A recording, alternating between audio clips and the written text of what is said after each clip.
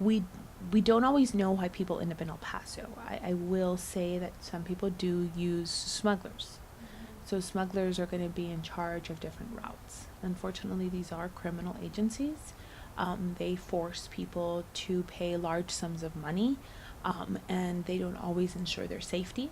As a matter of fact, sometimes they prey on the very vulnerable people that are victims of forced migration and have no other choice.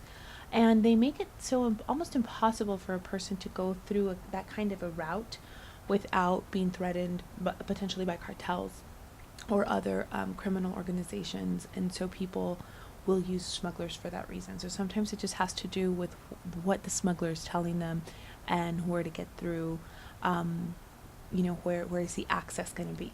Many of our clients want to turn themselves in, and so they'll do so at the bridge. So in El Paso, we have more than one port of entry open at all times.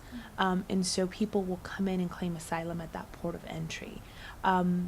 Some Mexican asylum seekers, mostly Mexican asylum seekers, they may be seeking El Paso because they want to be near family. While people from other countries, El Paso just may have been a coincidence in terms of the smugglers letting them know where to go.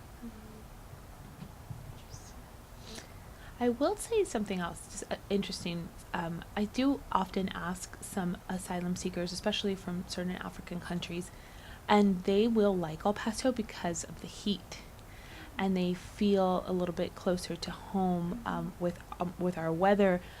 While it is very dry, and then that is a chief complaint also from Central Americans, that our weather is very dry, but it's also hot, and so it's away from the cold. And some people, you will ask them, are you planning to go into the interior of the country to meet with other family members? And a lot of times, sometimes they just say they want to stay in El Paso because they like the weather, and it makes them feel closer to home for some people.